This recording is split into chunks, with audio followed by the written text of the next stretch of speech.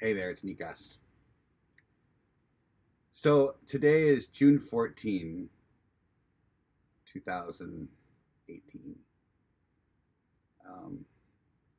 9 years ago today, June 14, 2009. Got those big tattoos up, the Roman numerals that go like that. Um, I memorialized those that day, June 14, 2009, in ink on my body because I knew that that day would never change. Sobriety dates come and go. They can. Maybe they don't for you. They have for me. But the one day that didn't change, the one date that I could comfortably and confidently tattoo on my body,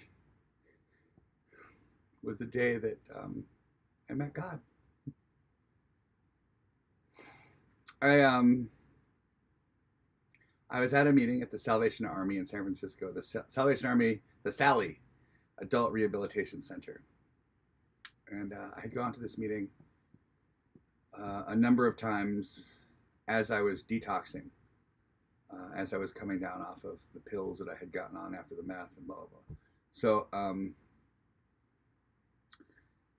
the original sober date that I had was June 10th. So I had been going to this meeting for a period of time as I was titrating down with the medications and coming off everything. Finally, I'd come off everything, and I was at this meeting now for the first time after having a sobriety date, June 14. And it just so happened to be we're at the part in the big book that the third step gets read. And so the way that we ended up closing the meeting, right near the end of the meeting, the way that we closed it was everybody got on their knees, and we, big circle of guys, everybody, all of us on our knees, and we all held hands and said the third step prayer together. And it was really powerful being in a group of guys. The Salvation Army is kind of like it's a low bottom rehab, and I was fortunate that I was able to come from the outside, drive there, in my fucking Jaguar, and just come to this meeting because I knew that this guy that was teaching this big book study, I was like, it's this guy. There's something about this guy. He knows what he's talking about, and he turned out to be my sponsor. Yeah, and I just knew that he understood what my problem was, and since he understood and asked me the exact questions I needed, so that I could understand my problem, and since he knew it, I thought, he must have the solution. I'm going to trust him. I'm going to trust this guy. So here we are at this meeting, 60 guys on our knees.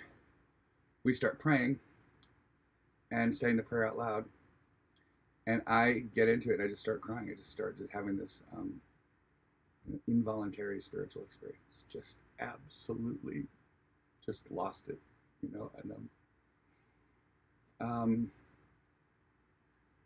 at the time I had shame. I was like, oh my God, there's all these guys. It seemed like jail. It was very jail environment. It was like, bro, hey bro, what's up, bro? I'm like this homo that's coming from, downtown San Francisco, my matchy sweat outfits and my, that was a mess. Trying to look straight. Trying. A number of these guys afterwards came up to me and said, Nikas. And there were three. There were like 9 guys that gave me a hug, like jail, like a hug, like they're actually hugging me. 3 of those guys said, "We love it that you come here. We love it that you come here. You don't have to, but you come anyway." And I thought, they expressed a sense of love. Some of them actually said, "We love you." And it is, you get it. And I knew right at that moment that that was kind of odd. And I kind of felt like this, There was a 30-minute meditation that just followed that meeting where a number of those guys also we all just did this really nice. It was the most amazing 30-minute meditation. I just just fell into just a state of grace, this just absolute state of here-ness. And then I had to go home. You know, the meeting's over, and I had to go home. I'd taken public transit that day. I would take the BART down there, and so it was, you know, parking in San Francisco is a bitch. And so I thought, I'll just walk to the little BART station, down Mission Street, or down Cesar Chavez, and make a left on Valencia. And Cesar Chavez and Valencia is not really the prettiest corner in San Francisco. There's a lot of pretty corners in San Francisco, and this isn't one of them. You know, there was homeless people around and stuff and encampments, and you know, and it was dirty. It's just really, really dirty, grimy, city sort of place, and it was a Sunday night, and my eyes happened to just look up into the sky, and I saw a sunset. I saw a San Francisco sunset like I had never ever seen a sunset before in my life. I grew up in Hawaii, FYI. I grew up on Maui, in a house with a view, several islands from our front freaking lawn, and the sunset I was experiencing was trumping every sunset I had ever seen in my entire life, on any island, in any area I've ever seen. And what I realized at that moment was I was not seeing the sunset through the eyes of Nikos. I was seeing the sunset for the sunset, you know, as the sunset was expressing, you know, not oh, I like, oh, this is in relationship, oh, this is not like the last one, this is, you know, not I wasn't comparing and contrasting the sunset. I was just simply seeing the sunset. For the first time, I was actually just seeing. It was just like, oh my God. And I was so stunned. You know, and then when I looked back down, I realized that same level of seeing that I had, that same openness, that same non-judgmental, that same level of intensity that I was seeing the sunset from, I was now seeing this Cesar Chavez and Valencia Street. Everything about it. When I looked down at the pavement, that, like, you know, it's just, there's gum everywhere, and you stepped on, and suddenly it was like a Jackson Pollock painting. The gum was placed so perfectly. I mean, it could not have been more perfect, and the dirt couldn't have been more beautifully dirty. And I looked, and there was water in the gutter, and there was an oil slick on top of it, and you know, the sun reflection. It was just like what do you call it, rainbows, and it was so beautiful. And I remember just being in awe and looking around. And then I noticed that there was a guy on a bike that was coming like right towards me that I had to move, and I was like, and so I stepped out of the way. And I stepped back. And it was kind of like life was, I just realized, wow, life is just happening organically, automatically. Like it was just happening. Like that little ballet movement of stepping out and stepping back was like, didn't require any thought, it just required a doingness. Just, and I was like, oh, okay. And, you know, so I'm having this experience is very localized, very here, and then all of a sudden, everything just went like macro. This was micro, and and I saw the entire universe, everything, every particle of light, every particle of matter, every empty space, every piece of antimatter, everything, every planet, every star, every solar system, every nebula, everything. I was seeing everything, and I was seeing it past, present, and future. Like it was just this constant. At that moment, I realized, oh my goodness, that's me, and I'm that. Like, I had this moment of realizing that and me are the same, because I can see this, that exists, and because that exists, I exist. It's like there's this like presence that's just like it's the presence. It's the that's it. It's just this wow. And I was just shocked. But at that moment, I also realized that wasn't geolocated at the center of it. Which, me and my crazy thoughts, I'm always like, I think I'm at the center of everything. But I realized at that moment, no, I am not. I am a part of this amazing, like, infiniteness, this absolute, but it's not, I'm not at the center of it. And that was a huge realization to, like, oh,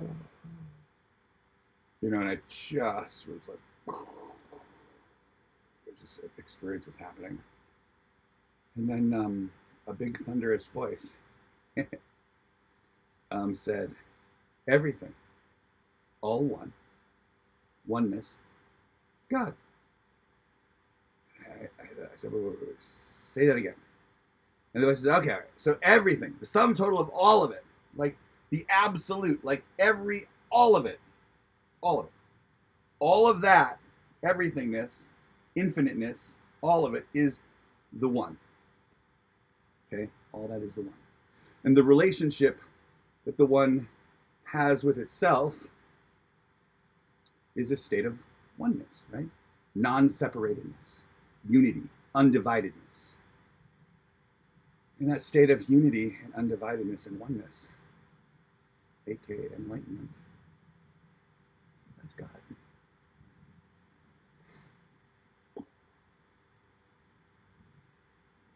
My whole life, I've been chasing enlightenment. My whole life, I had been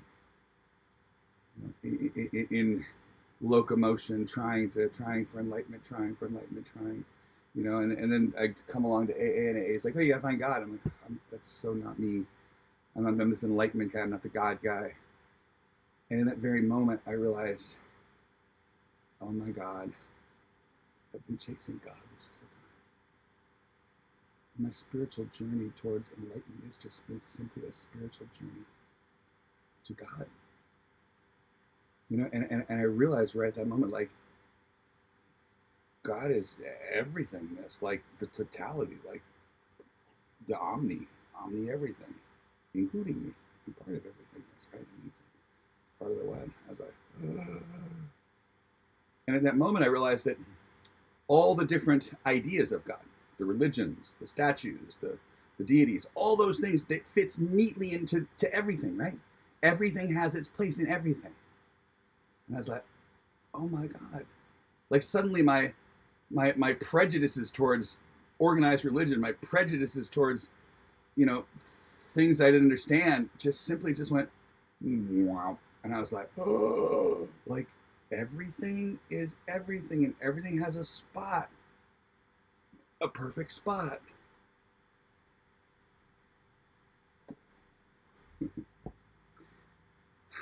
And then the big thundering voice said in a very laughy, jokey, sort of smart ass way, it said, now, can you pray to that? I had been having a hard time praying to what? Who am I? I don't pray to. I don't believe in a God. And so I was like, oh yeah, I can pray to that. And I fell to my knees on the dirty street corner, and I put my hands there, and I just remember saying, I love God. I love God.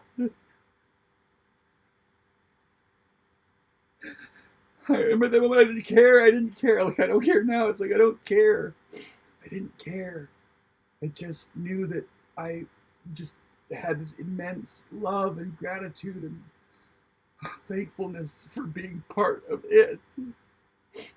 And I knew right at that moment that, you know what, I could do this AA thing and not have a problem, not be like in conflict, not be like thinking that something had to change in order for me to get it. Like, I could just, like, as it's actually written, finding a power greater than you, the God of your understanding, I'm in.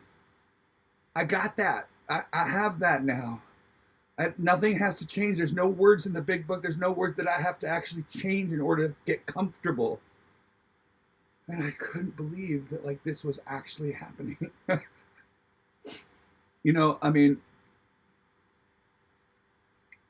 I was a drug addict, man. I was an alcoholic, drug addict mess. It's like more fucking shit in my arm You know, I ended up getting sober in straight AA with a bunch of straight people that they fucking like I did. There's a lot of homeless people in this, but for the grace of God, I would be homeless. You know, that's how I used. It just so happened I had a huge money flow thing, creative hairdressery thing, and people put up with me because I was good. You know, and I just, but for the grace of God, you know, I am the homeless guy. I am the guy who's lost everything. That's me. You know, so I have an affinity towards those places because I relate. They relate. I relate with the way they do drugs and drink, and they know. You know, it's like there's an understanding this.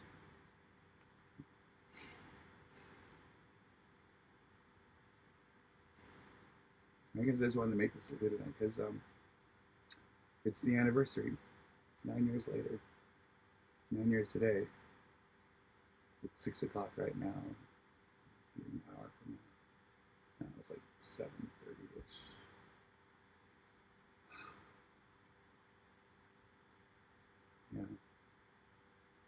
Yeah. You know, not everyone has to have a big, you know, sometimes quickly, sometimes slowly. There's one of those different types of spiritual experience rather than spiritual experience. You know, some mature and grow over time, and sometimes you just get hammered or something. You know? And everybody has their own journey. Do not mistake your journey for perfection. My journey was my journey. It was my perfection. That was how existence, how the universe opened itself to me. And however it's expressing itself to you, it's exactly perfect. You know? What I have learned is that to totally 100% exactly where I am and not try to want to be someplace else. That's been the real magic. Is not comparing me to somebody else and thinking, oh, I should be so much further along. Oh, you know, I started trying to get sober like 100 years ago. I should be like 100 years sober. just realizing that you're exactly where you are right now because this is where you should be. Otherwise, you wouldn't be. You'd be someplace else. But you're not. You're right here. I'm right here. This is the truth of reality. This is the false sense of the thoughts and ideas and beliefs about how things could, should, or would if only. If that's all gone, we're just left with this. Just this. Just this. This is all there is. And really, if you think about it, this is all there is. Right? This is it. This is it. This time. This playing of this video. You sitting there. Me talking. This is it. So, thank you so much for sharing my anniversary day with me, and may God be with you. Of your own understanding, of course.